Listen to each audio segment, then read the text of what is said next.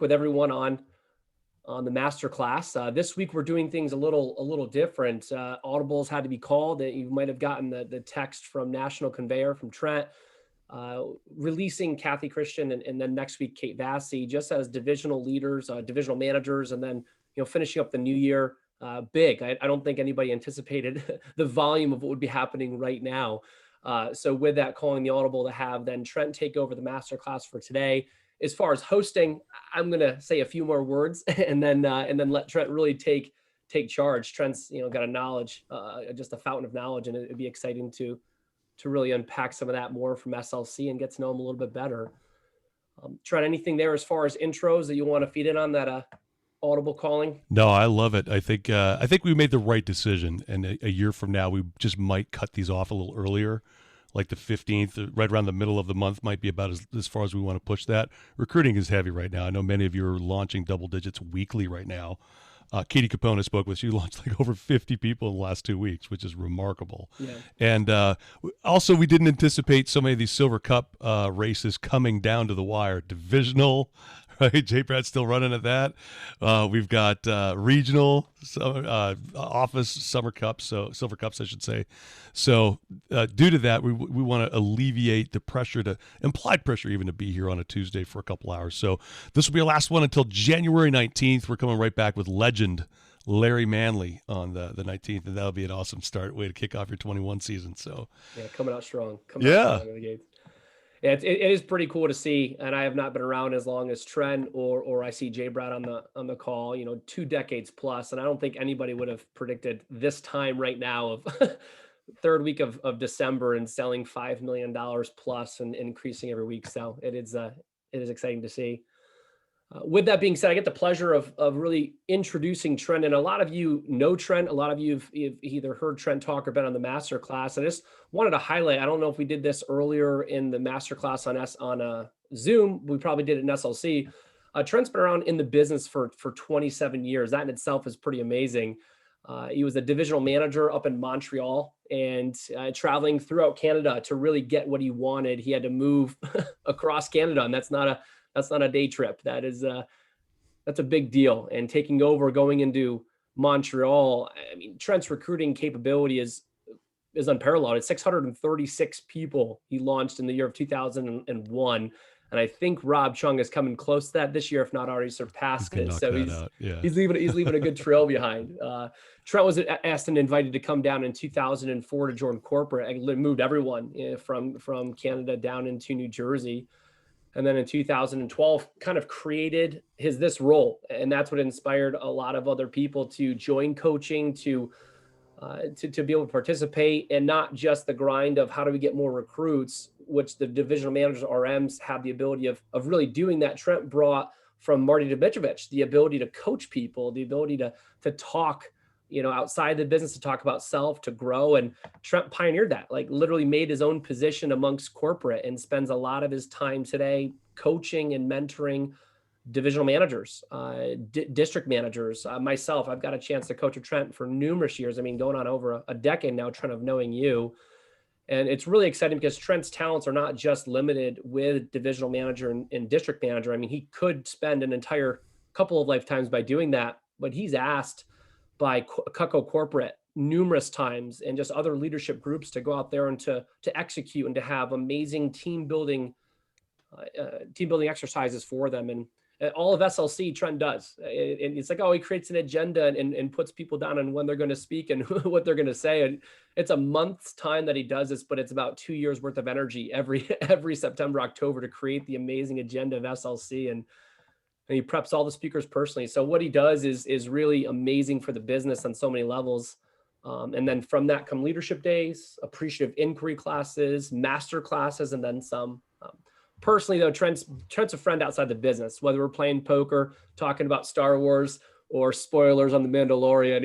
He's a fun friend to have outside the business. But I think of trying to think of intelligent.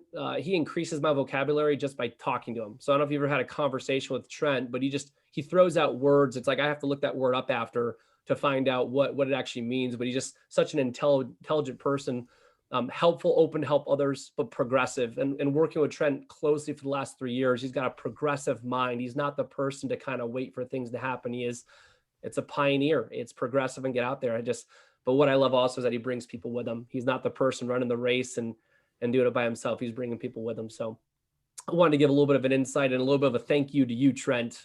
So coming from SLC, you got a chance to really have an impact on SLC, and you got a plethora of knowledge. What would you like to unpack? What would you like to go through at the beginning of this today to walk through a couple of ideas to unpack a little bit more from SLC? I'm excited to see what you're excited about. I loved our little preamble, by the way, and I think we're going to continue with a little bit of that today, just celebrating these first 13 episodes of Masterclass Season 1, and unplanned a little bit. Yeah, I won't play poker, by the way, if Dan's cassette is playing. He took all my money at an event. Like, he was teaching me the game, so it was a valuable. I just chalked it up as a good lesson, a couple $100 to the master. But yeah, he's really good. And actually, part of the reason I love poker so much is Dan introduced me to it. So I owe Dan Cassetta big. Hey, I thought today we would continue a little bit about what we've loved about Masterclass so far. I did promise 2 topics pre-SLC. We made an audible call at SLC to just do the half, and we let Drew have a little more time. And I loved what we did at SLC. If you recall, the appreciative inquiry, what have been some high point moments, or why is now a good time for this event? And I think having your voices emerge at SLC was the right call, knowing that we could always do some of this other content later. So today I am planning to following through on that promise and presenting some of the relational wisdom piece of that, but really wanting to make sure that we answer questions that you've got, thoughts, or just questions in general that you've got about working with people and managing self, and where the two kind of intersect as well. So let me present a little bit of a slideshow here. And as always, if you've got questions, please go ahead and hit those in the chat, and or wave at me and slow me down so I can pick them up. So relational wisdom. I cannot take credit for this graphic. Can everybody still see it here based on me sharing my screen? That feels good. All right, so I've got. I'm going to change this real quick here, though. Stop share, because I want to make sure everybody can see a view, just the speaker. Let's do this. All right, trying again. Keynote. Boom. Okay, so relational wisdom. This is Ken Sande, Sande. So I cannot take credit for this. I did not create this. I've been celebrating emotional intelligence for a long time, though, and studying it and trying to implement it and practice it, etc. What I love about the relational wisdom is it's a third hemisphere. So normally there's just the 2 hemispheres about emotional intelligence. There's understanding and being aware of myself, and then my ability to self-regulate or self-engage. And then the other side of that is aware of others and how to influence them. What Ken is doing, though, is he's introducing a third element here, which is values, specifically saying, are you aware? So unpacking this, he's saying that values awareness, to remember, is your ability to honestly identify your true personal core values. So what is it that you're all about? Your values engagement or faithfulness is your ability to consistently apply your values in real life. So we talk about this a lot in leadership days. And if you've been to the SLC events there, where we talk about, hey, what's the wheel of life? Or we talk about the True North exercise. There are other ways that we've tried to help people to unpack and annotate really what it is that's important to them. So to inventory what your true personal values are. In some cases, we've just said, hey, what are your philosophies on the business? So a lot of Drew's, the way that Drew's kind of journaled those out is they're one-page PDFs. And because they're PDFs, he can publish those easily, and everybody's able to see his thoughts or his values in those various different areas. So it's your ability to honestly identify your true personal values. Once you identify what's important to you, then are you following through on that? We call that the integrity gap in leadership development, right? Is the idea that here's what I know I should do, and how am I doing with that? So faithfulness is your ability to consistently apply your values in real life and close that gap. Self-awareness, again, I just like his definition, and this isn't radically different than what we've been teaching for years, but the idea of self-awareness or humility is the ability to accurately discern your own emotions, thoughts, values, interests, and abilities. So am I aware of how am I doing? What's my emotional state? We do micro-journaling. We do things that try and raise your awareness of self and how you're doing. The self-engagement, then the discipline piece of that is the ability to manage those thoughts, to pivot and like pause and pivot into something else, to manage your thoughts, your emotions, your words and actions constructively, really more in alignment with the best version of yourself. And again, if we're not clear on what our values are, how will we know? The third piece there, again, being others aware. So once we're aware of our values and we're engaging in those, once we're aware of how I'm personally doing and, again, engaging in that on an ongoing basis, then I've got a shot at serving others well. So others awareness, compassion is the ability to understand and empathize with the experiences, emotions, and values and interests of others, like raising kids. We might need to mute everybody here. I think that's Hans there. If we could get Hans the old mute, that'd be great. Other engagement, by the way, service is the ability to love, encourage, serve, and resolve differences with others in a mutually beneficial way. Somebody already referenced earlier the idea of permissible versus beneficial. So there's times where somebody's done something where it's permissible to write them off, let's say, or to be angry, to retain that anger against them. Whereas if we're really going to serve them, it's always going to be beneficial to try and move through that together, to try and get unstuck in that relationship. I'm going to come up for air here, folks. Questions, comments, or thoughts, you can drop them in the chat, or you can wave at us, and I'll stop the share here, assuming that you guys all did the screenshot, if you like that one there. Hans is like, it's not me. Somebody else got kids out here. I was going to say, Hans is on mute. Not that I was going after you, Hans, but I was checking, so... I think it's we got a DVN there, Mr. Bolander. All right. Mute all. Boom. Sorry. Had to drop the band hammer on everybody. And there it is. All right. So drop it in the chat there for all appreciation. Very good. Okay. For Trent, when you were going, as people are coming up with questions, the values exercise alone, like you've directed me to CVI, you've given me a website, saboteurs I've got from somebody, the love languages, they all have a certain test that you can take, an aptitude test of some sorts. Sure. And I've heard values exercise dozens and dozens of times. And I think through association, I just thought I knew it. And up until a recent exchange I had with somebody, like, well, what are your core values? And I think that, from last week, I sent out something. Could you walk through, and maybe you've done this already, but just how do you find a core value? Is there something that you could take to where it says, hey, based on these answers, this is a category to it. So is there a place you could direct people that if they don't have those core values, like Sure. merchant banker, that they could do this exercise? Mm-hmm. Yeah, you're describing psychometric tools like psychometric analysis or personality tests, et cetera. And I think we always need to be careful about how much stock we put into any of those. That being said, I've really benefited from something like Myers-Briggs or LIFO back in the day. We did that at Vector University, and also CVI, Core Values Index. And the idea that by picking 2 out of 4 words 16 different times is going to help give me a good sense of kind of where I'm naturally bent towards, what my subconscious core values are. And I came back as a merchant builder. Probably wouldn't surprise people here if they see Trent, and oftentimes now described as the love cat. But I will say this, that in my district career, I wasn't functioning as a love cat. I was actually more about standards, and I was kind of the hammer. And I think if I was functioning better in my merchant strength, doubling down on that strength, I think I'd have had a different career. I think I'd have been better. And it really wasn't until I got to work under John Kane, who's just a profound merchant, that I really got to press more into that. But to answer the question, how could I get to know myself a little better by using these tools?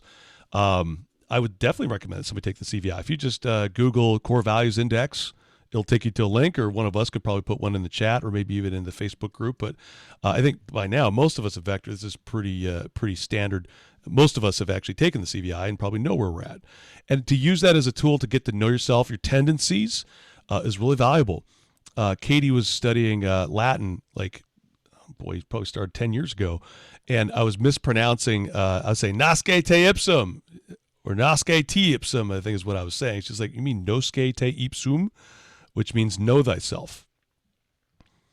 And I'm trying to remember which, maybe in the chat or somebody can fact check for me there where that comes from specifically, which philosopher that is. It's Greek, I think, but um, Isaac Tolpin.cvi/CVI. I don't know that Isaac Tolpin is connected with CVI anymore, by the way, but maybe that link still works.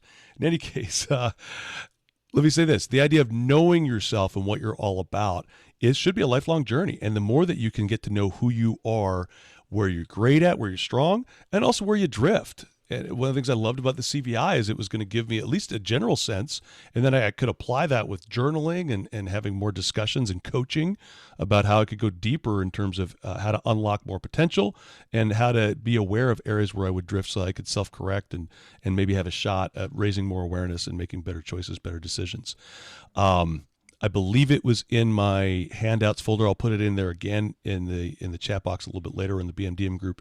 And that is the true values exercise. So this is something I incorporated from Dave Duran back in the day. He was a national sales manager for Canada, and he had 6 different balance points in life. And I was like, man, 6, if I can just figure out these 6 and what I believe in each of these 6 areas, I was like, man, that's really going to help me narrow the gap between what I believe I should be doing and what I'm actually doing.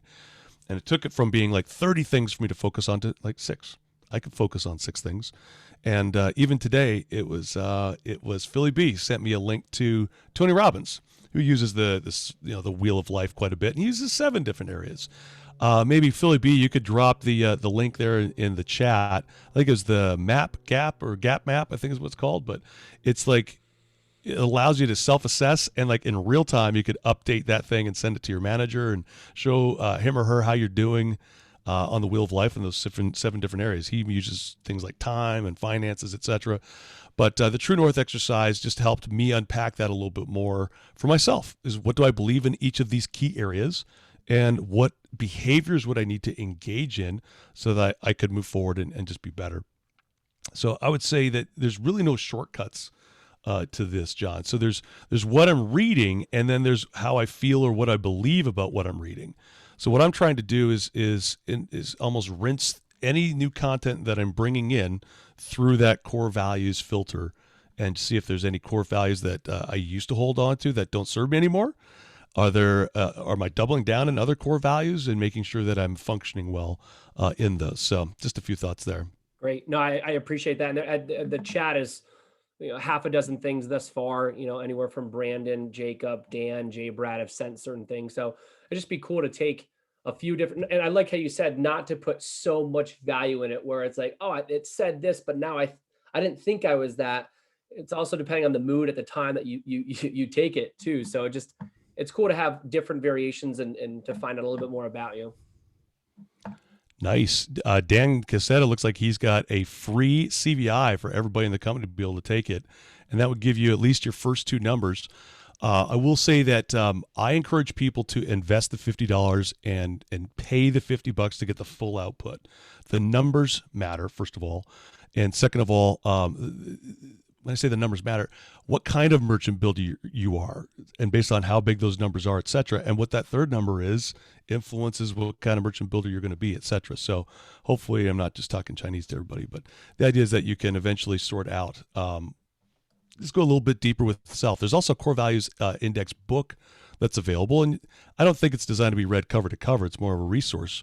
But for me, I was like, all right, merchant, let's read a little deeper on that. And then my wife, for example, took the test, and she is an innovator merchant, which sounds close to me, but functions in a very different way. An innovator, I was like, I don't know what innovators are like. I don't know what they think like. When I read about it, what was helpful was to know tendencies that she had, good and bad.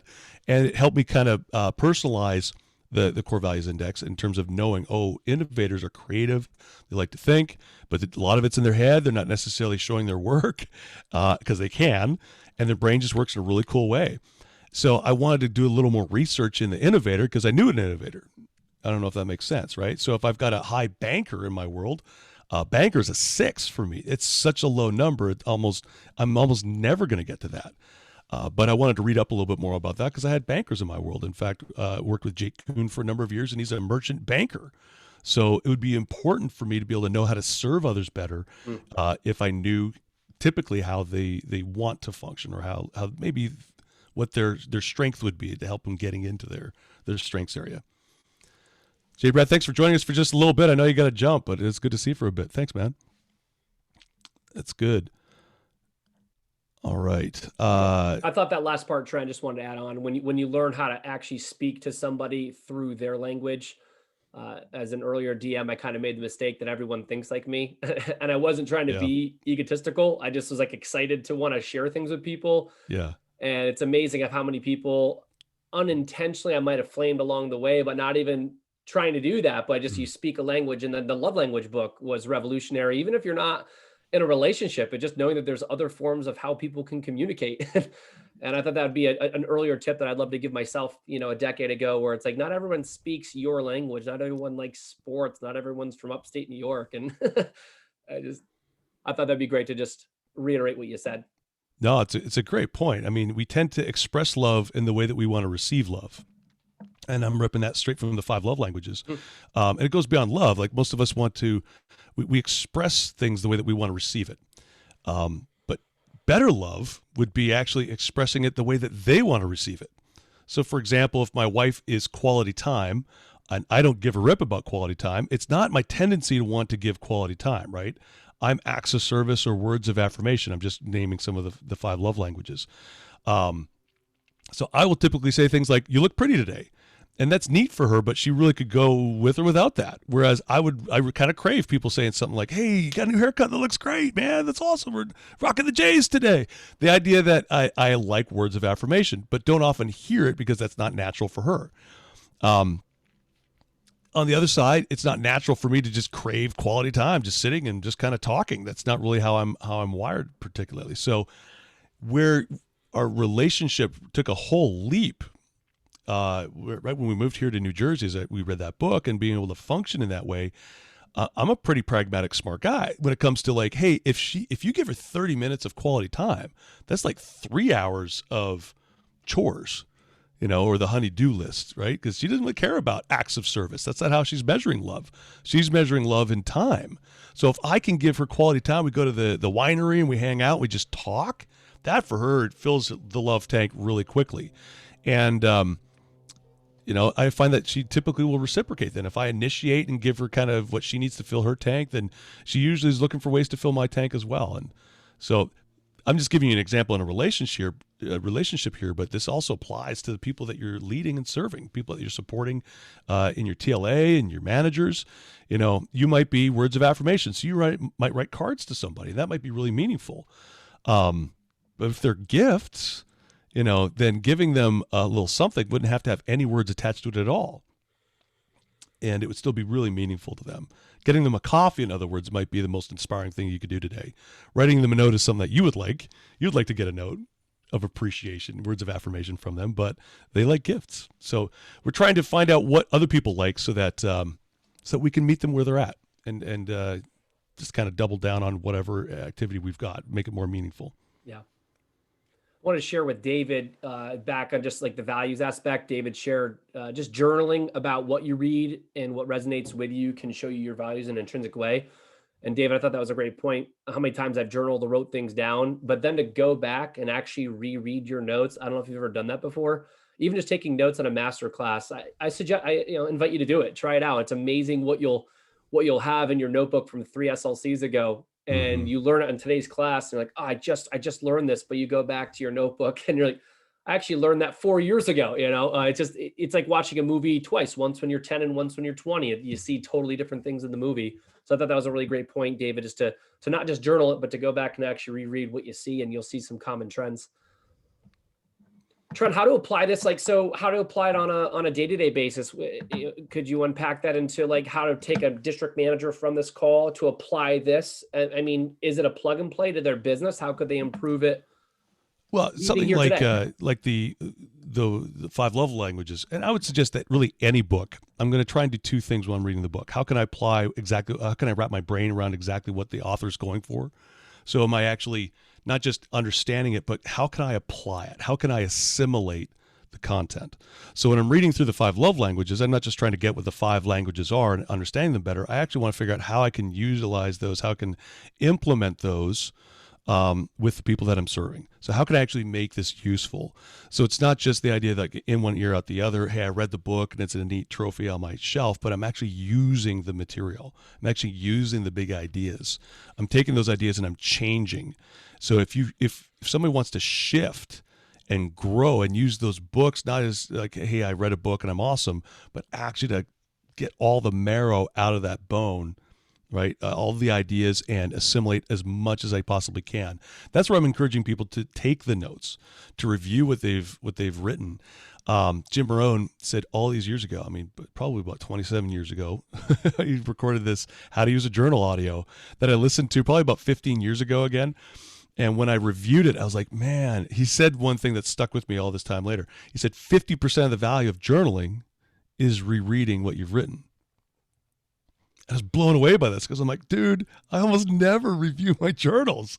Like I write all this stuff down and that might help with some of my short-term memory. But in terms of, boy, going back over it and celebrating ideas that I know to be true is underrated.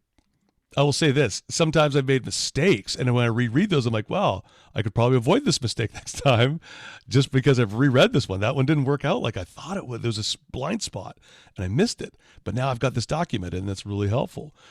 Figuring out how I feel about what I know might even be more important than what I know. And hear me right, I'm saying keep ingesting good ideas, but interacting with those big ideas is where they become magical. That's where you assimilate the ideas. You not just know the idea, but you are using it, and it's changing you, making you a better you. So I would suggest that whether you're listening to a podcast, whether you're reading books, or just even listening to audiobooks, or even attending a team meeting or a TLA, the idea is that you're constantly looking for how can I apply this. Where can, how do I feel about this stuff that I'm learning here? What am I learning about myself? What do I want to change? Is there anything that I want to add? Is there anything that I'm doing well that I need to become consciously aware of so I can double down and do a better job of implementing that going forward? So this is good thoughts. I'm not sure if I'm answering the questions, John, but you're asking good ones. I love, so yes, right. The common theme, and Lindsay, I'm going to get to your question here in one moment. The common theme and what I've learned from you and just what I've noticed from a lot of other people, that it just takes time. Like whatever we want to do takes time. It takes time to journal. It takes time to be on a podcast. It takes time to reread your notes.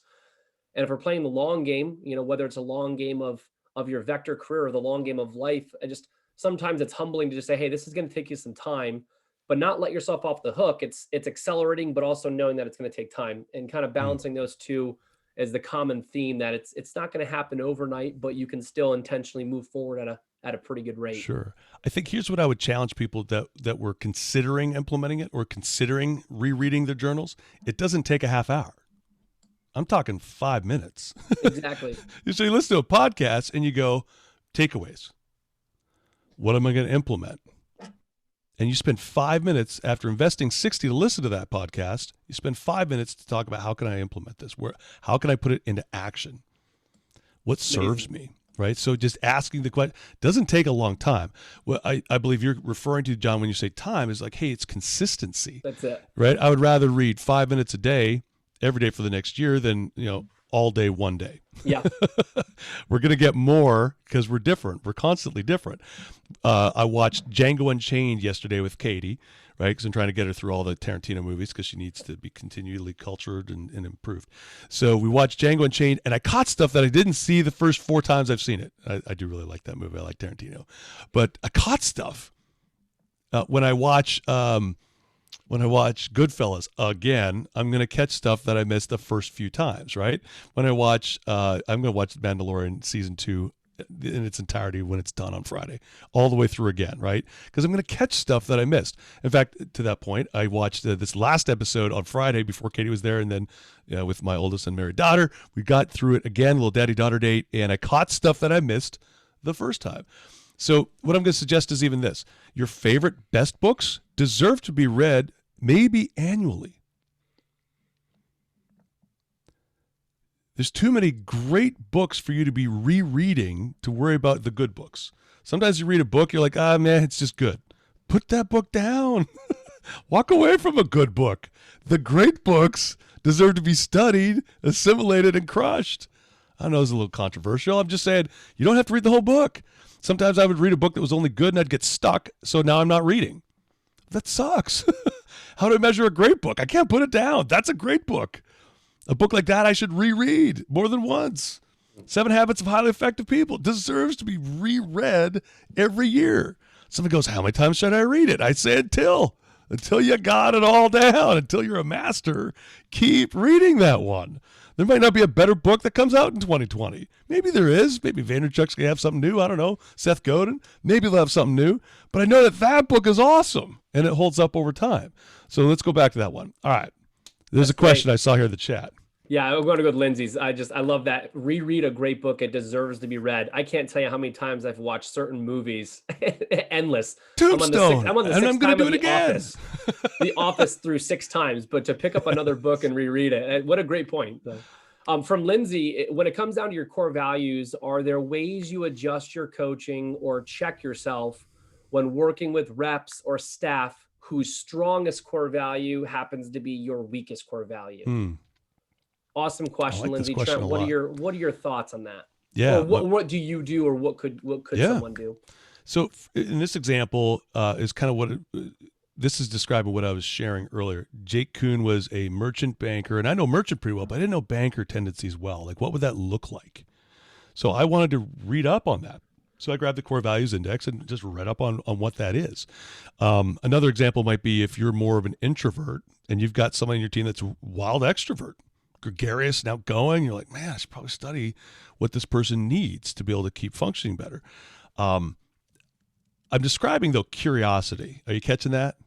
So even without books, like the idea is, let me get curious about that. You can also just ask them, hey, you're a banker, so how does that function for you when it comes to, say, things like our training? Because we usually just say, hey, just read the manual, and they like that because it's in the manual. But there's certain things we ask them to do that aren't written down anywhere.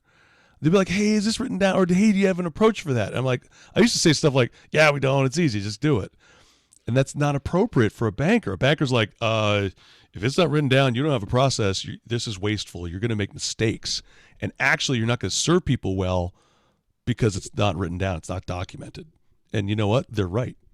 So one of the things I would do is get curious with that person. I'd say, hey, what would you suggest that we do in this scenario? It's like, well, you got to write it down. I said, man, if you write it down, we'll have it.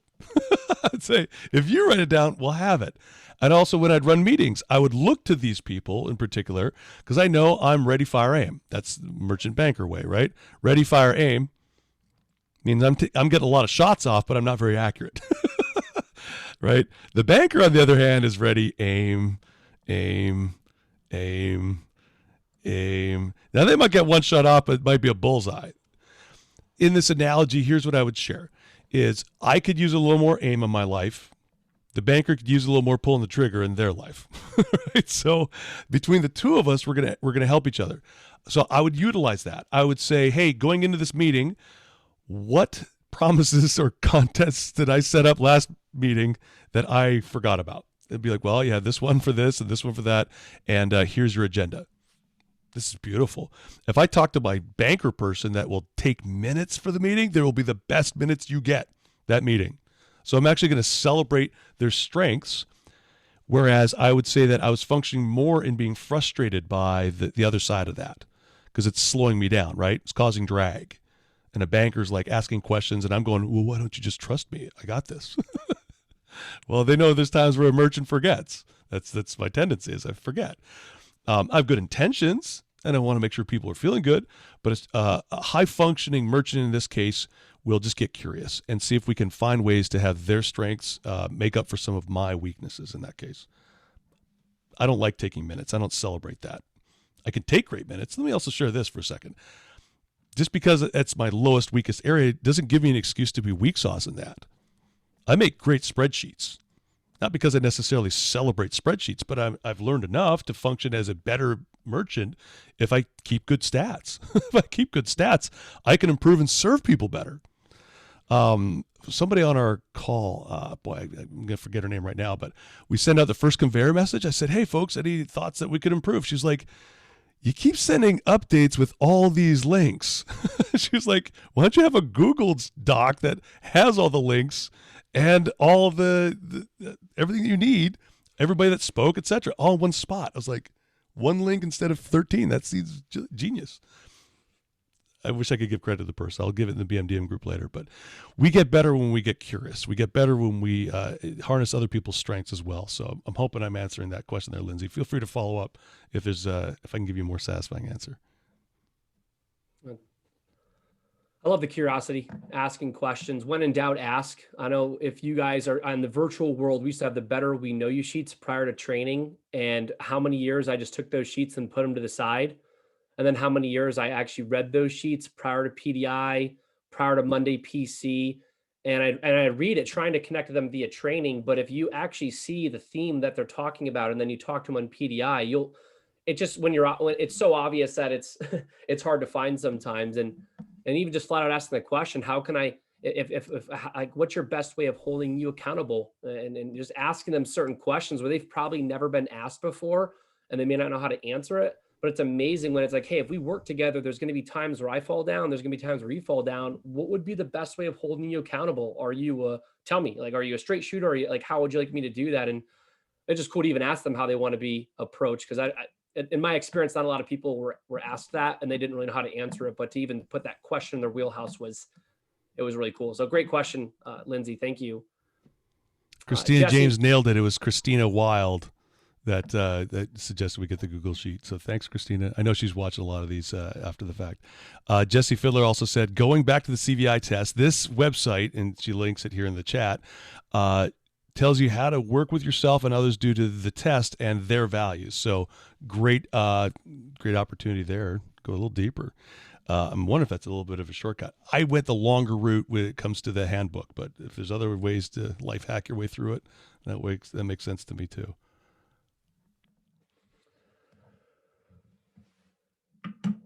So Trent, going back to, if you think about this almost 30 minutes ago, as you opened up with the intro of the values, awareness, values, engagement, self-awareness, stemmed the question of, hey, how do you find values? It's because we talk about it, but where do you go to find it? Which then went on to the CVI route, which here we find ourselves now.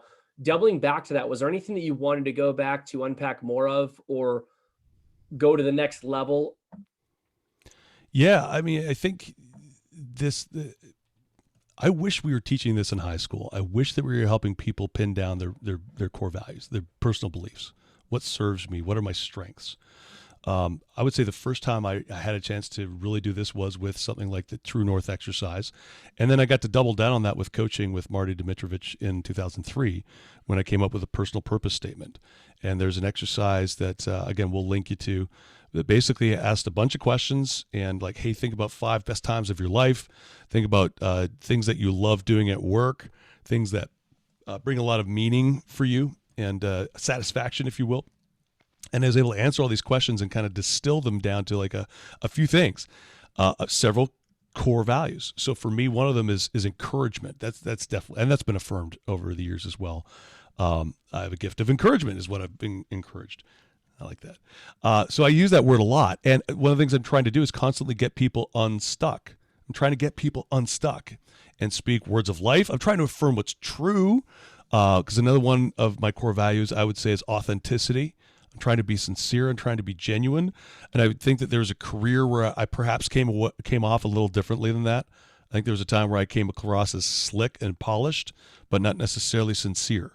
So I might have been impressive, but I might not have been, as trustworthy as quickly.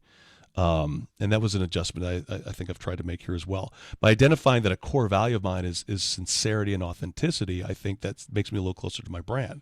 So when I'm identifying what I love about life and what I see in other people and other people that I click with, other people that are authentic, other people that are sincere and genuine, what that does is it helps me see that I'm functioning well in my strengths. I'm functioning well in my core values. And I think when I'm doing that well, I'm going to be more effective. You don't have to try and convince somebody when they're functioning in their core values and their strengths and their gifts.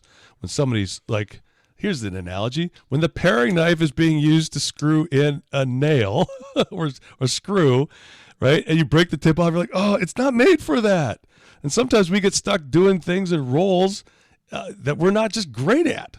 And when the paring knife, on the other hand, man, if it's peeling an apple, this is what's made for, and the paring knife sings. The paring knife celebrates a great life when the paring knife is doing what it's made to do. And I believe that by identifying those core values, you can find ways to do them in Vector. So if I love sincerity and I love authenticity and connecting with people, then all of a sudden training should be one of my favorite moments of the week. Connecting with people at TLA should be one of my favorite functions of running a Vector office. And it can sometimes shift things that I might have been looking at as hard work, and it shifts it more into I get to do this. I can't wait to do this. Or instead of just something we've always done, like the get to know you sheets, or you guys probably use a Google Doc now for that or something. Now it's, I want to read this because I'm curious about connecting with this person. I'm going to use this to connect with them. So yeah, the idea that the more that we can be aware of those core values, the more permission we can give ourselves to implement those, the more opportunities we can seek to bring that into our work, to bring it forward, if you will. So for you, if you're a high banker and you love stats, you should be celebrating stats and then do the good activity to get more stats and improve them, right? Maybe you're going to tinker with the training seminar itself. You're actually going to work with the actual documented material and improve that so that you can improve the whole division's training, for example. But there's a lot of different ways that we can function in our strengths, but it's going to be hard to do that if you don't know what your strengths are, if you don't know what your core values are.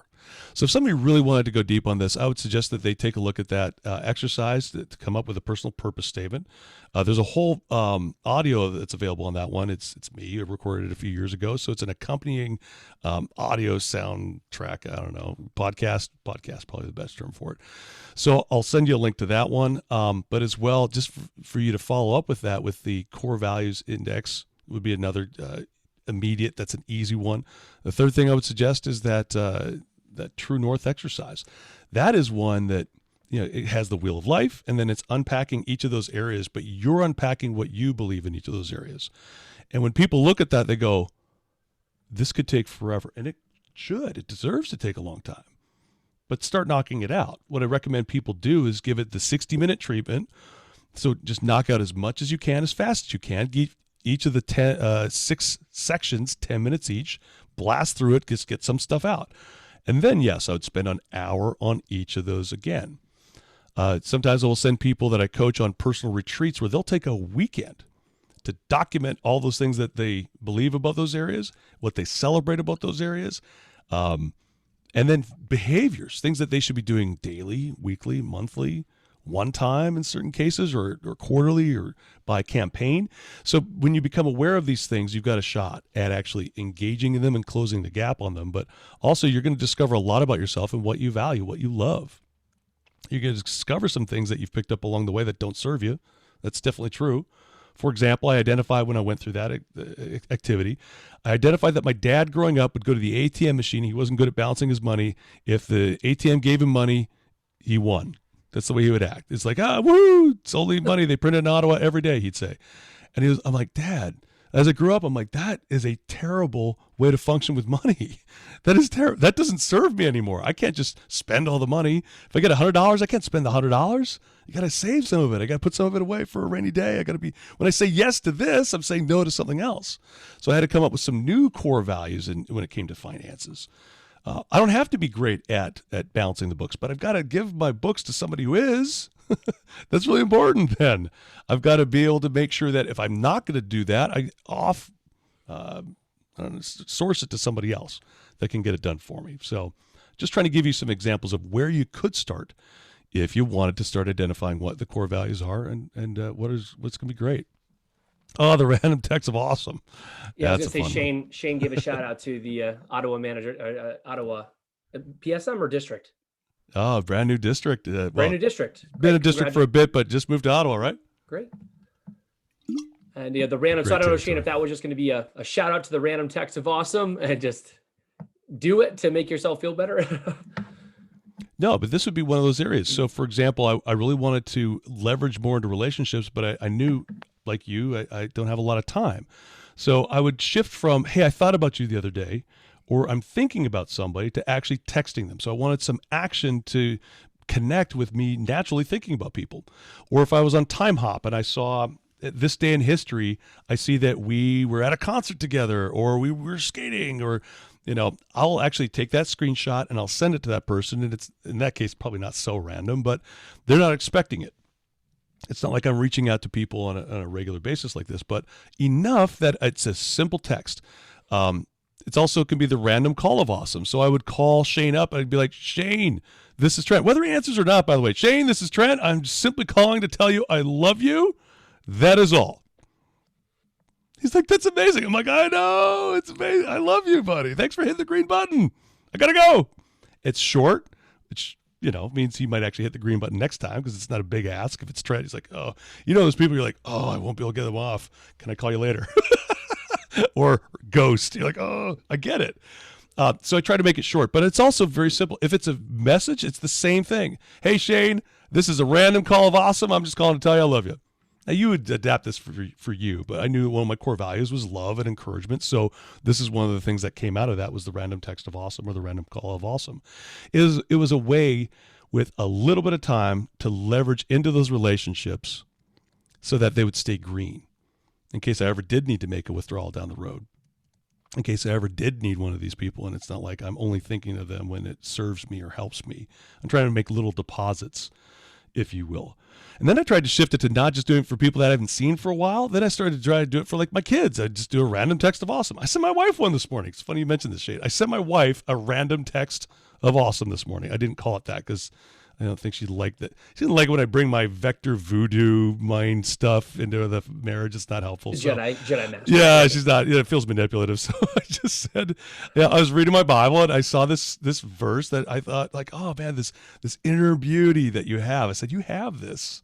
This is you. And I was like, and I just sent it to her, and it was again words of affirmation. But it still counts. I think it still felt good. Now I need to spend quality time with her and make it really count. It'd be good. Random text of awesome. Thanks for reminding us. Yeah, it's a great one, Shane. I was excited to see that.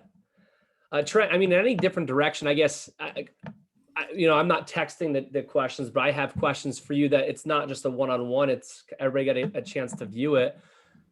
The one is a stereotypical, if you were to look back on your life type of question. My question is, if you were to go back to tell yourself as a 20 to 25-year-old range, what would be some things that you would go back and say, hey, that a boy, right? Or good. Like, I'm so glad that I did those things. And are there the areas of opportunity where, as our current district manager, I know not everyone is 20 to 25, but the average, and looking back and saying, hey, be wary of this shiny nickel on the side of the road. It's actually a Buffalo nickel. So any attaboys and any Buffalo nickels? One of them was, I started selling Cutco at 19, and by like 21, I moved across the country. Like, I moved from Calgary, which is just north of Idaho, to Montreal, which is north of New York City. Like, that's 3,000 kilometers, 2,000 miles. I mean, it's far.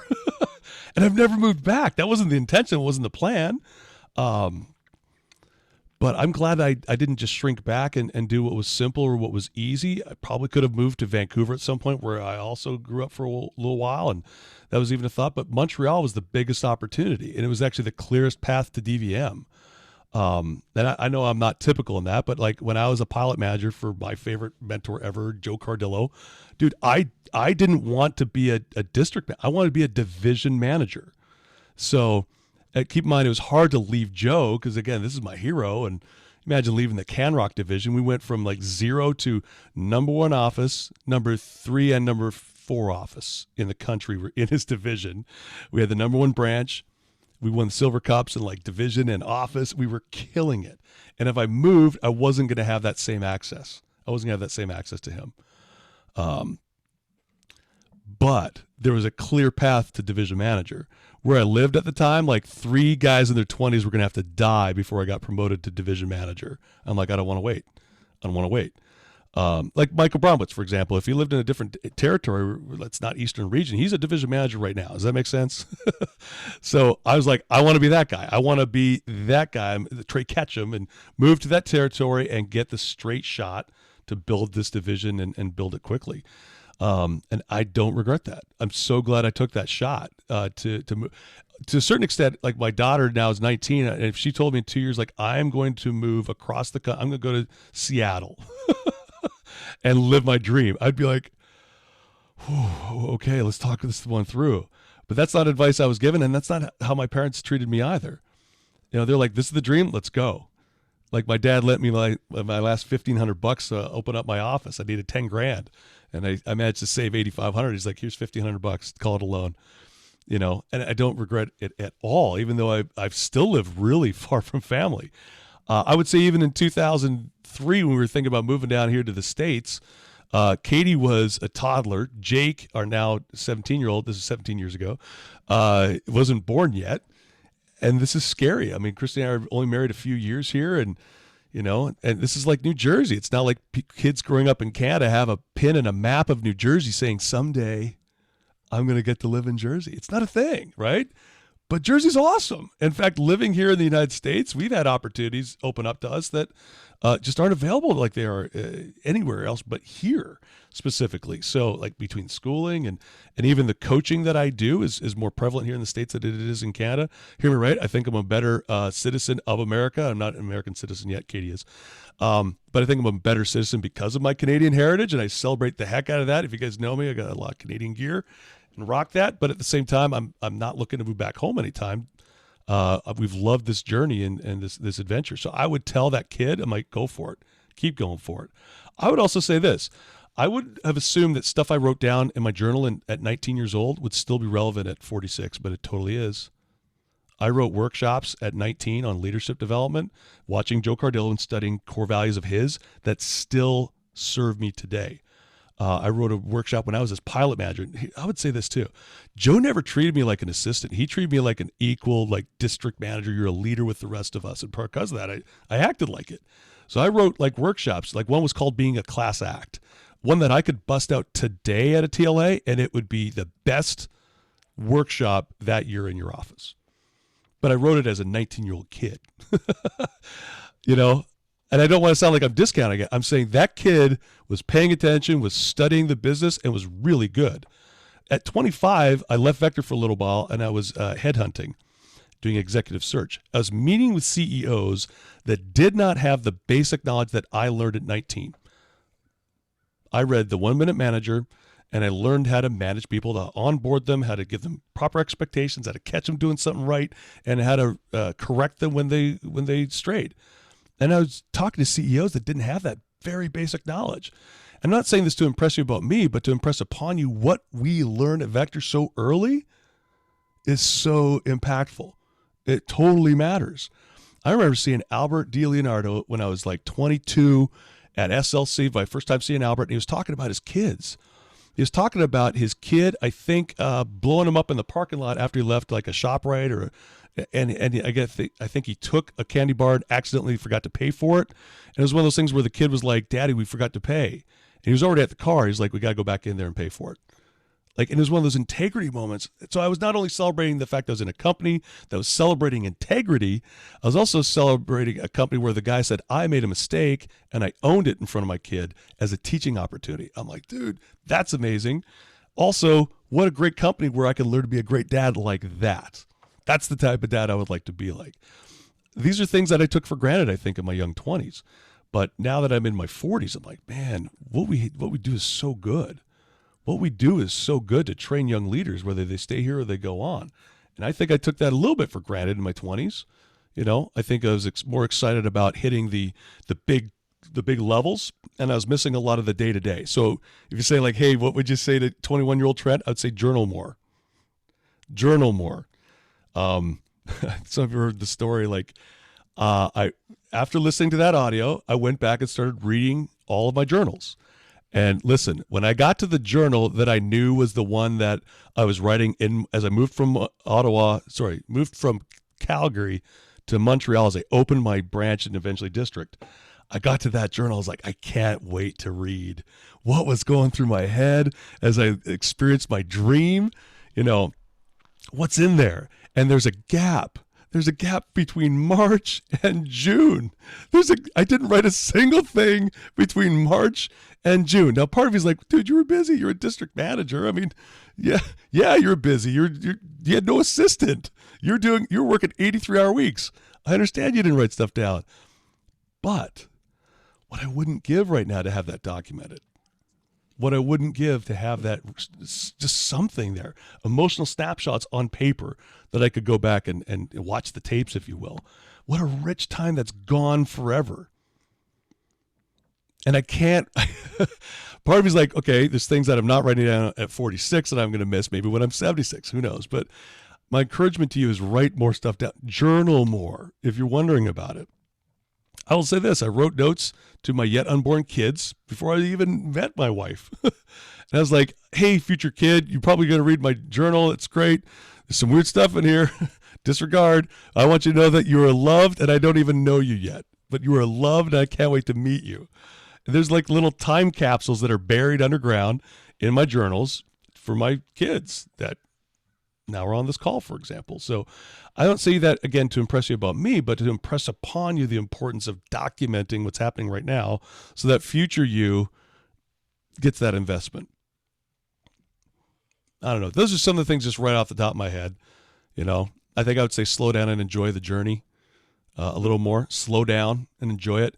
I tend to function like if I'm an 8, I'm functioning like, oh, there's a gap. There's a 2-point gap. It's like I get a B and I'm like, oh, I missed the A. And I'm lamenting the A more than celebrating the B. There were times, I caught myself one time before the year-end banquet. This is a good time of year to talk about this. I had my best year ever and I was pissed off because I know how much CPO I left on the table. I was upset at myself for launching so many people and not getting more out of it and not selling more. And I caught myself. I was like, dude, you just had your best year ever. You got to pause and celebrate this, even just a little bit. You're not going to rest on your laurels. You're going to keep pressing ahead, but it is inappropriate to not celebrate this. Your people deserve for you to celebrate what you did do, not lament what we didn't. That's an impossible pressure then that's just going to crush you and crush others around you.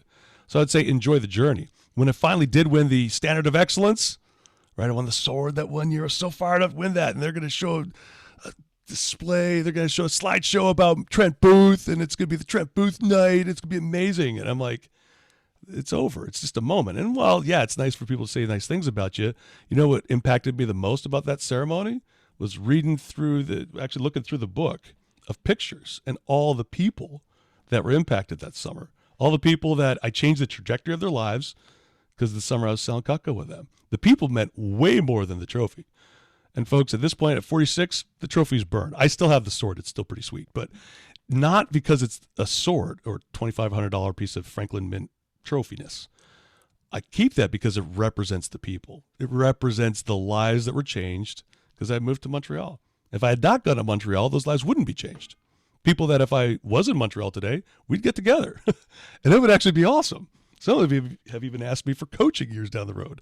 Again, I'm not saying this to impress you about Trent Booth, but the vector opportunity that I've enjoyed is the same one that's in front of you. These are the things that you get to enjoy, and you still are at the front side of it. That's good. Tell me about your note here, John. Just listening to, I was having a call earlier this week, and the CPO left on the table. It's a theme that you just catch yourself hearing. And now being able to work with other managers, I said that so many years, there's just so much left on the table. And was I upset by how much, or was I upset that I just left some on the table? And the question I asked was, even if you worked every single day, night, day, and squeeze everything you could out of, will you get 100% of CPO from the people underneath you?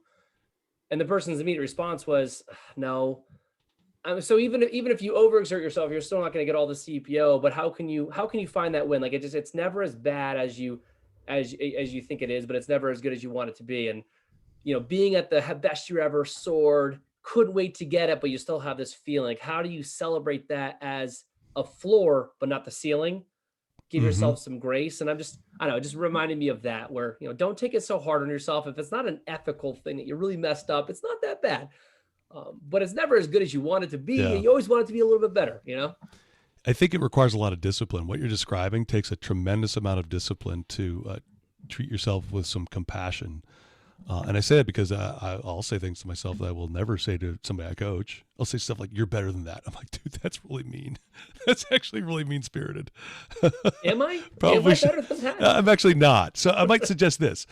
The idea that you want to be faithful with the time that you've got and the circumstances that you have. And I'm not talking about making excuses and say, well, I'd have done more, but excuse. I'm not talking about that. But I'm saying, hey, we changed a lot of stuff this year. So I'm happy with this progress. Let me put it this way. Here's the analogy. I started wearing some new goalie skates. They're my son's, and they're actually like top of the line versus my clunky old chunkers that are like 5 years old and like entry level. His are like really good, and we have the same size feet. Now, the first time I wore them, I'm like, this is professional grade gear. I should be immediately a better goalie. And I was better with these, but not like, not as great as I'll be the 10th time I wear them. Does that make sense? This is my first time wearing new boots. I'm going to need to break these in a little bit. And even though they're professional quality, I need to get used to them. You think about the year that we've had, folks. It's your first year in new skates. It's going to take a while. Canadian little analogy like that. Canucks here on the podcast, but it's going to take a while to get used to them, folks. What I'm excited about, like for growth for 21, we've got more skates in those boots. We've got more experience. We can be better next year. It wasn't like there was some wind behind our back there with pandemic. That's not it. I believe we can get better with these programs that we just changed on a dime in April, and violating every rule. We normally say no changes after January, no changes in the spring, and then we changed everything. You give us a year with those programs, we're going to be better in 21. We're going to be, not because we're owed it or entitled to it, but I believe we'll just keep working with it. And as we engage, raise our awareness, 21 can be exciting, and why not 22 as well as we continue to refine these. So this is good. I'm having fun. As we actually, Han just gave something. I was going to say, as we approached, 10 past the hour, we've got about 20 minutes left. So I want to say last call for questions, but anything that's on top of mind you haven't got a chance to share yet, please do so. And Hans, you and I are on the same wavelength there, man. As soon as I was thinking that you put this out. Here's what starts to happen. If we just keep beating ourselves up over and over again, folks, that's not sustainable. Like at some point, you won't want to be there anymore. And it might not be because you're not meant to be here so much as you're just being really hard on yourself. So keep in mind, if you're going to house yourself here, you'll house yourself at the next job too. If you're housing yourself here, you might house yourself as a parent. And my encouragement to you is to exercise discipline, to be kinder to yourself, to at least treat yourself as well as those that you serve. You might want to get that narrative in a linear fashion. So if your brain takes you to a place where like, dude, you're not doing as well as you should be. Bianca, you're not doing all the things you should. You need to get out of your head and write it down. Talk it through with a coach, talk it through with a BFF, talk it through with a parent, talk it through so it becomes linear. So sometimes like, hey, as I'm saying it, boy, that's a little harsh. You'll maybe think it where if you say it, you can change it. Your awareness comes up and you're like, you know what? No. What would I say to my daughter if she was wrestling with this? What would I say to one of my TLA members if they were wrestling with this? And let me see if I can't make this third party and self-coach my way through this a little bit more. A little bit of discipline, see if I can't be kind, a little kinder to self and actually get unstuck. So, which is good because folks, by all counts, you might be having a really great year anyway. You might be having a great year, but not recognizing it. I might leave you with this, an exercise that I've recommended to everybody that I'm coaching right now. And I may have referenced this a couple weeks ago, but the idea of a gratitude 2020 list, specifically things that you're grateful for in 2020. And the way that this shifted my thinking over the year was significant. So there are like tree ornaments right now that are very popular. They're a dumpster on fire with 2020 written on it. So you've seen these. I was tempted to buy one, but I was like, no, there's been so much beauty in 2020. Now hear me right. Acknowledging that there are wins and silver lining does not negate the fact that there's been some really hard stuff. Really hard stuff. My son made the JV team for lacrosse. Never got to play. You have friends, family members maybe that got laid off, lost jobs, lost houses in some cases. Maybe they were a senior in high school. They'll never get that senior year back. Or they're a senior now and it's still not over. Like this has been hard. Let me acknowledge that. That said, it's also okay to acknowledge what's been awesome. If I can confess this, I will say that my journal, I gave each of those 6 areas, family, faith, finances, etc., a whole page in my journal. But when I set it up, I was like, 2020 sucked. I don't think I'm going to need a whole page. Here, yeah, you're in leadership and tell, that guy was like, no, I'm not going to be that grateful. I filled the whole pages for each of them and then some, and I'm still not done. 2020. And here's what it did. It shifted for me. So if I was a 6, Instead of going, man, there's a big gap of 4 points, I'd go, okay, hold on. That 6 could have been a 4 and it's not. Let's celebrate that. In a hard year, you could have regressed for sure. You're not entitled to being a 6. Let me also say this. Sometimes I started at a 4 and got to a 6 despite the pandemic. I'm like, it's important that we celebrate that while we're going on our way to 10, yes.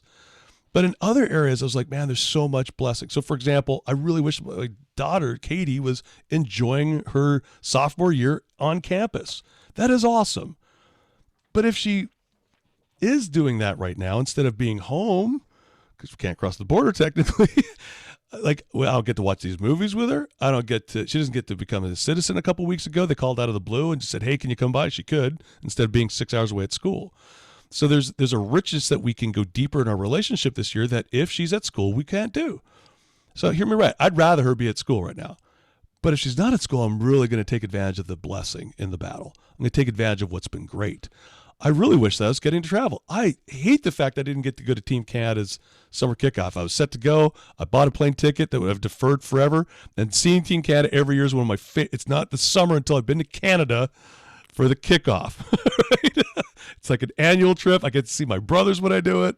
I get to see Angie McDougall. She's my ride or die buddy. I get to see Cardillo, right? And it's just, it fills me for a whole year. Plus, it's just being in Canada is awesome. I would rather have done that. But there's also benefits. Like when I saw them do the first virtual kickoff, it was one of the greatest kickoffs I've ever been a part of. It was awesome. And if you'd have told me before that could be a thing, I'd have doubted it. So then I was talking to other region managers. I was like, no, that you could do these virtually and they could be awesome. They could be amazing. In fact, everybody was in the front row. That was one of my takeaways. There's other benefits for the year. I remember thinking early, I was like, man, this is a season of empathy and compassion. And that I've written all year. It became my theme for the year. This is a season of empathy and compassion. People, even if they look good, they're struggling right now, right? This is a time for empathy and compassion. If I can bring that every day in 2020, I'm going to help some people. I remember I was just trying to take some big shots this year. Big shots that if I had not, for example, I got to do the Southern Tier Leadership Summit. That's basically Buffalo and around the Olean area. And I got referred to it by some manufacturing friends up at Cutco. And if that's an in-person event in August when I'm trying to plan SLC, there's no way I can do that. But because it was virtual this year, dude, I crushed it. It was a ton of fun. Goes on the resume. I was able to help a lot of people. Got a coaching client out of it. It was such a great professional development tool for me to be able to move forward. And I'm so grateful that happened. I'm grateful that we can hang out, play poker virtually. I can play poker with people that I normally can't play poker with. So John and I live in the same town, but we're being safe. We're not hanging out.